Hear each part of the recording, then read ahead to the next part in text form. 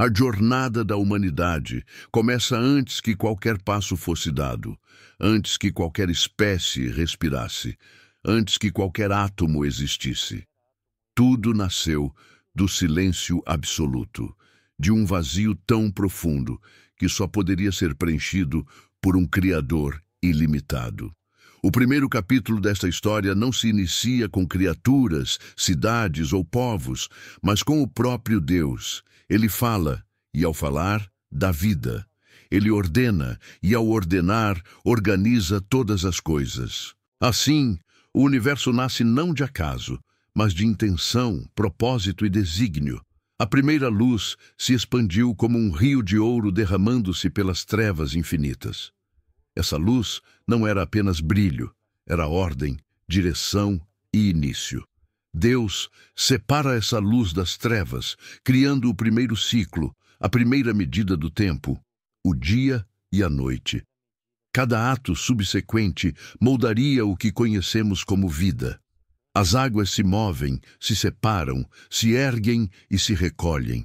A terra seca aparece e é preparada como um berço fértil. Plantas brotam sob sua ordem, cada uma com sua semente interna. Um projeto detalhado para perpetuar geração após geração. E então, ele cria as estrelas para governarem o céu noturno. A lua para brilhar suavemente e dar limites à escuridão. O sol para iluminar, aquecer e sustentar o ciclo da vida. O mundo passa a pulsar. Vida começa a se mover nas águas, depois nos céus. Em seguida, sobre a terra firme. Cada criatura é moldada pela palavra, pelo toque e pela intenção divina. Mas nada se compara ao momento mais decisivo, a criação do ser humano. Feito à imagem e semelhança de Deus, o homem não era apenas mais uma criatura. Ele tinha espírito, consciência, capacidade de amar, de criar, de escolher. Era um reflexo, embora pequeno, do próprio Criador. Deus planta um jardim, o Éden, e coloca ali o homem. Esse lugar não era apenas bonito, era perfeito. Fertilidade, harmonia e paz reinavam. Animais viviam sem ameaça. Frutos eram abundantes.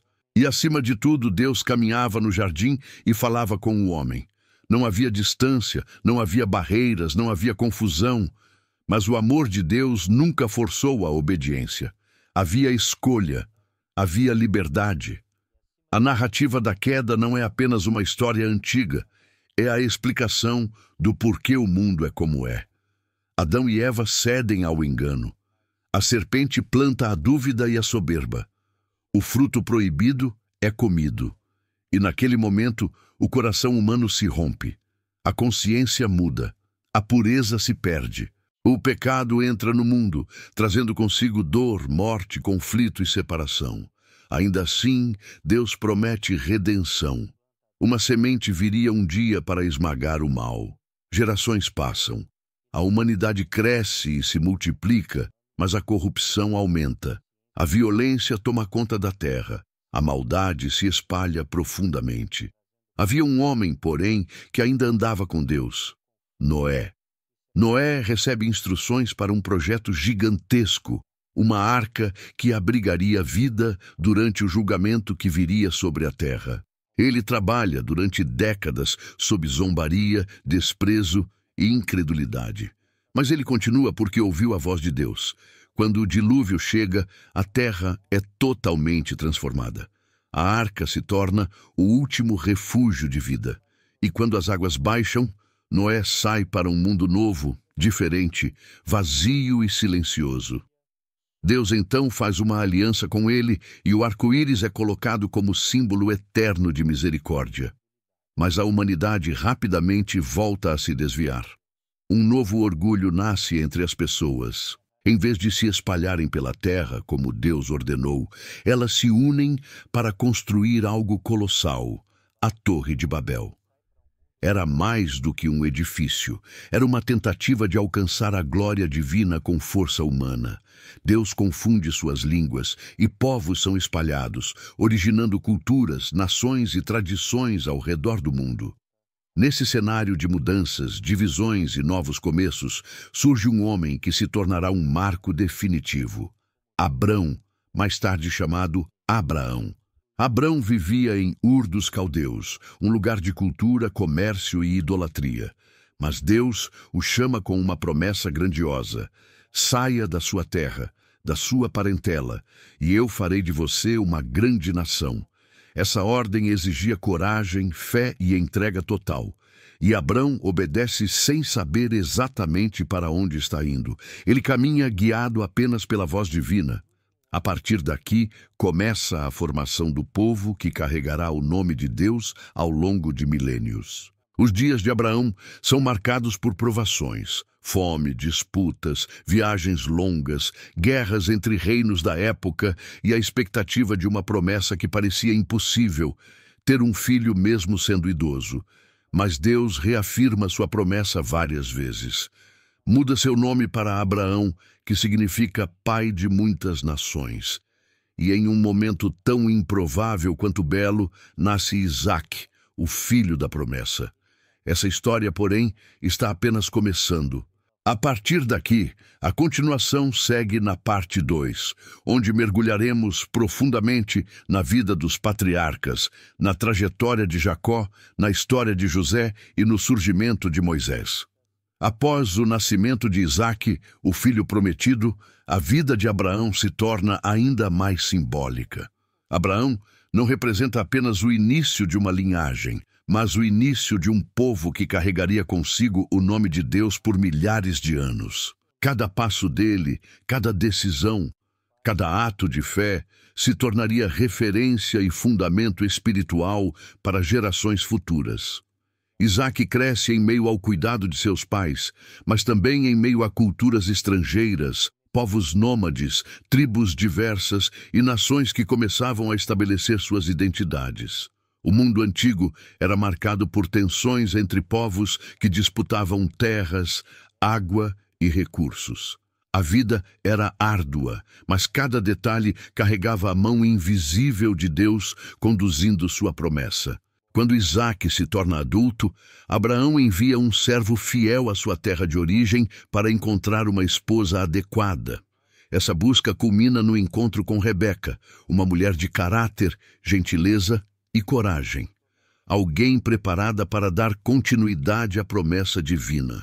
O casamento deles não foi simplesmente uma aliança familiar, mas a continuidade da história que Deus estava escrevendo. Rebeca dá à luz a 2 filhos, Esaú e Jacó. Esaú nasce primeiro, forte, robusto, caçador. Jacó nasce segurando o calcanhar do irmão, como se desde o ventre já lutasse por seu lugar. E ao longo de suas vidas, a tensão entre eles se torna evidente. Esaú, impulsivo. Jacó, estratégico. Rebeca, observadora, percebe o coração de Deus inclinado a Jacó, aquele que, apesar de falhas, buscava a bênção espiritual com mais seriedade. A troca da primogenitura, o prato de lentilhas, a bênção obtida por astúcia, tudo faz parte de uma narrativa onde Deus usa imperfeitos para cumprir planos perfeitos. Jacó, fugindo da ira de Esaú, se dirige à terra de seus antepassados e, no caminho, tem um encontro transformador. Deita sua cabeça sobre uma pedra e sonha com uma escada que toca os céus. Anjos sobem e descem. No topo, o Senhor reafirma a promessa feita a Abraão e a Isaque. Dele surgiria um povo numeroso, uma grande nação. Essa visão marca Jacó profundamente. Ele percebe que, apesar de seus erros, Deus não desistiu dele. E assim, segue sua jornada. Jacó chega à casa de Labão, onde trabalha durante anos para casar-se com Raquel, a mulher que amava. Porém, é enganado e obrigado a casar com Lia primeiro.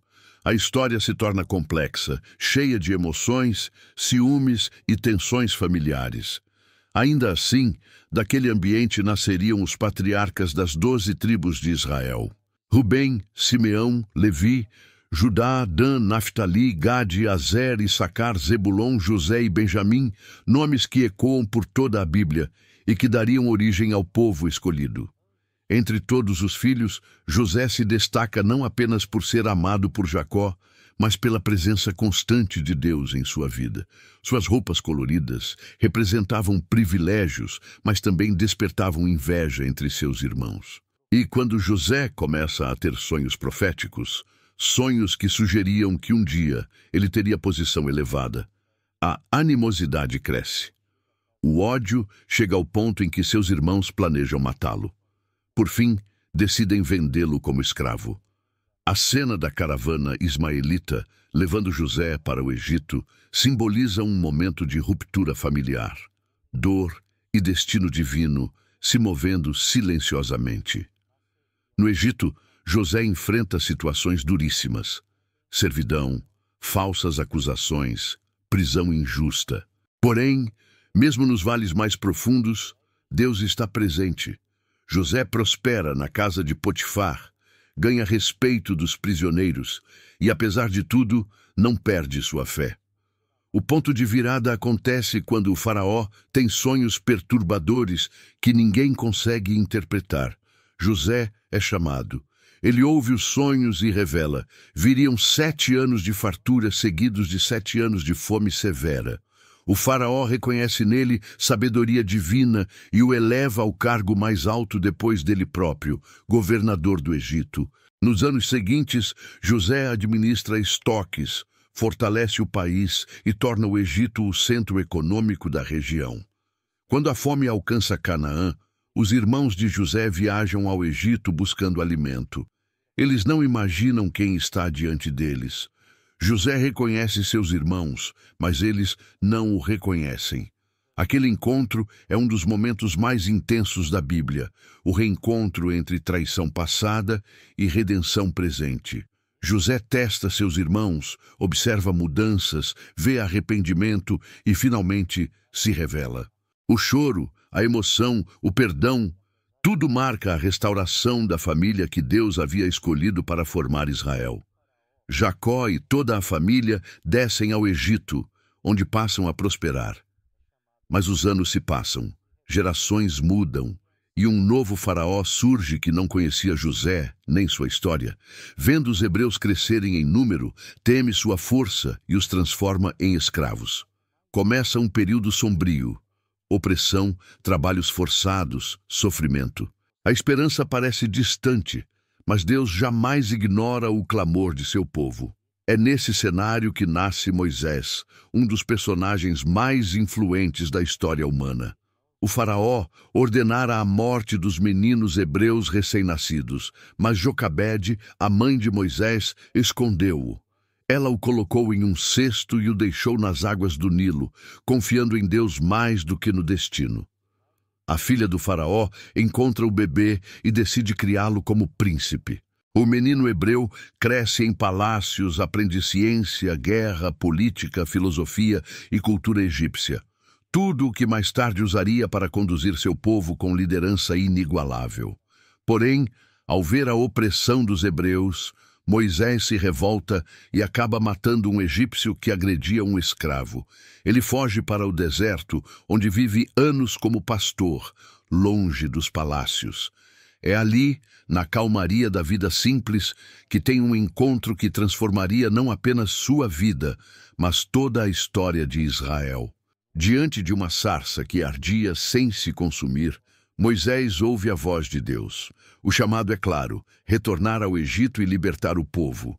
Moisés hesita, se sente incapaz, pensa em suas limitações, mas Deus não chama os prontos, ele prepara os escolhidos. Moisés retorna ao Egito e confronta o faraó, não com armas, mas com a autoridade divina. Começa então uma sequência de eventos que mostrariam ao mundo o poder do Deus de Israel. As pragas atingem o Egito, águas transformadas em sangue, rãs, piolhos, moscas, morte de rebanhos, úlceras, granizo, gafanhotos, trevas e, por fim, a morte dos primogênitos. Esse último golpe quebra o orgulho do faraó, que finalmente libera os israelitas. O povo parte às pressas, iniciando a maior jornada de libertação da história antiga. Mas o faraó muda de ideia e os persegue com seu exército. O povo se encontra encurralado entre soldados egípcios e o Mar Vermelho. É aqui que Deus realiza um dos milagres mais memoráveis já registrados. O mar se abre.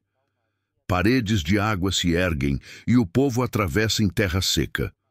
O exército egípcio os segue, mas quando o último hebreu termina a travessia, as águas retornam, destruindo totalmente a força militar mais temida da época.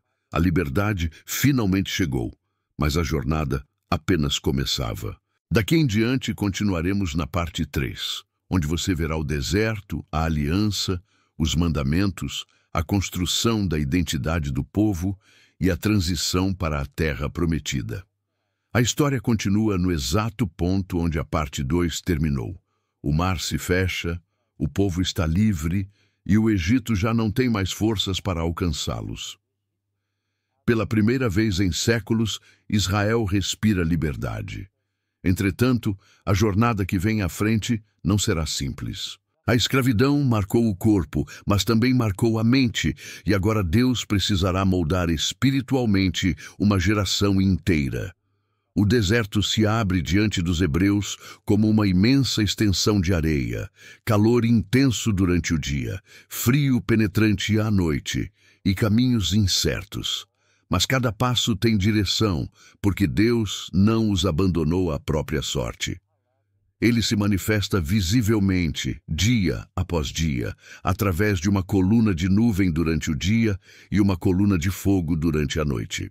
Essas presenças não são apenas sinalizações práticas, são símbolo da companhia divina, lembrança viva de que o mesmo Deus que abriu o mar os conduzirá até o fim. No entanto, o coração humano é frágil. Poucos dias após a libertação, o povo começa a reclamar. Falta água, falta organização, falta confiança. Eles se lembram da comida do Egito e murmuram, esquecendo rapidamente dos séculos de opressão. Apesar disso, Deus responde com paciência. Ele transforma águas amargas em doces, faz água brotar da rocha e envia o maná, um alimento misterioso caído do céu que sustentaria Israel durante décadas. O maná não simboliza apenas provisão física, simboliza dependência. Cada manhã, Deus lembrava o povo de que tudo o que tem vem dele, e assim o deserto torna-se uma escola espiritual. A jornada continua até chegarem ao Sinai, um dos momentos mais importantes de toda a Bíblia. Ali, Deus chama Moisés até o topo da montanha. Relâmpagos, trovões, nuvens espessas e fogo envolvem o monte, enquanto o povo assiste de longe, temendo e reverenciando a presença divina. Moisés sobe sozinho, permanece ali por dias, e Deus revela algo que mudará para sempre a história humana. Os 10 mandamentos. Essas leis não são apenas regras, são princípios para formar uma sociedade justa, moral e diferenciada. A aliança firmada ali transforma Israel não apenas em um povo liberto, mas em um povo santo, destinado a refletir o caráter do Criador. Enquanto Moisés está no monte, porém, o povo perde paciência e constrói um bezerro de ouro, caindo em idolatria. É uma das maiores demonstrações de como o coração humano oscila entre fé e rebeldia.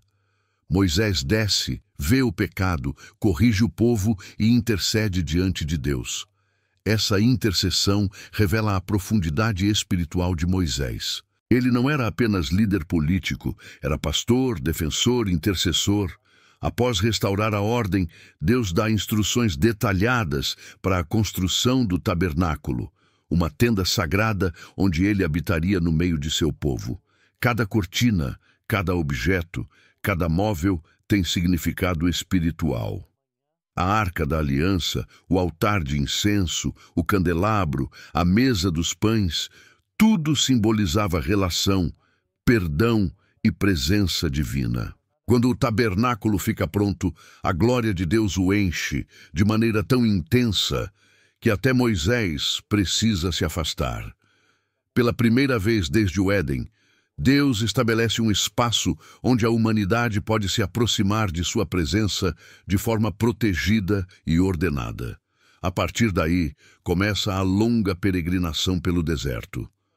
Não era apenas uma caminhada geográfica, era uma formação espiritual. Deus precisava transformar escravos em uma nação forte, disciplinada, organizada. Por isso, ele permite testes, desafios, batalhas e confrontos. O povo enfrenta nações inimigas, enfrenta fome, sede, tensões internas. Muitas vezes reclama, outras se arrepende, outras se revolta. Moisés permanece firme, apesar das pressões indescritíveis.